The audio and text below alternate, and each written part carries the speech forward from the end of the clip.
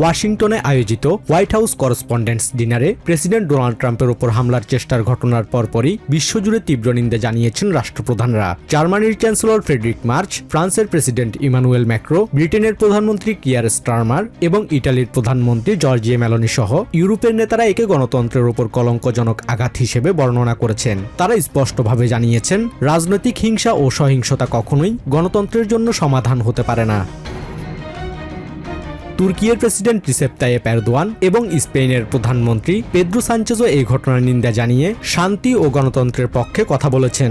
এছাড়া ইউরোপিয়ান কমিশনের president Ursula von der Leyen ও ভাইস প্রেসিডেন্ট কায়া কালাস প্রেসিডেন্টের নিরাপত্তার খবরে স্বস্তি প্রকাশ করে বলেছেন, সংবাদপত্রের স্বাধীনতা উদযাপনের এই আয়োজনকে কেন্দ্র করে ভয়ের পরিবেশ সৃষ্টি হওয়া অত্যন্ত দুঃখজনক। এদিকে প্রেসিডেন্ট ট্রাম্প ও প্রশাসনের জ্যেষ্ঠ সদস্যরা নিরাপদ থাকায় আনন্দ প্রকাশ করেছেন ইসরায়েলের প্রধানমন্ত্রী বেঞ্জামিন নেতানিয়াহু। প্রেসিডেন্ট ট্রাম্প ও তার স্ত্রীর উপর এই ধারাবাহিক হত্যার প্রচেষ্টার কথা শুনে আমি ও আমার স্ত্রী অত্যন্ত মর্মাহত। তবে আমরা আনন্দিত যে প্রেসিডেন্ট ও প্রশাসনের জ্যেষ্ঠ সদস্যরা অক্ষত রয়েছেন। রাজনৈতিক নেতাদের উপর সহিংসতার কোনো স্থান আমাদের সমাজে নেই।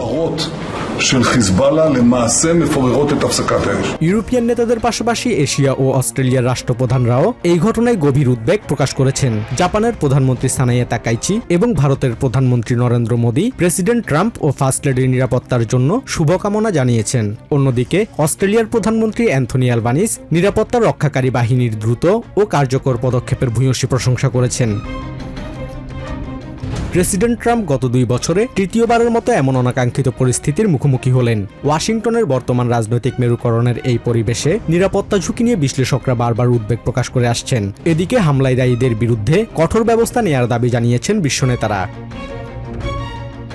বিশ্ব নেতাদের এই ঐক্যবদ্ধ নিন্দা একদিকে যেমন প্রেসিডেন্ট ট্রাম্পের প্রতি সংহতি প্রকাশ করছে, অন্যদিকে এটি বিশ্বজুড়ে গণতান্ত্রিক মূল্যবোধ রক্ষার প্রয়োজনীয়তাকে নতুন করে সামনে নিয়ে এসেছে।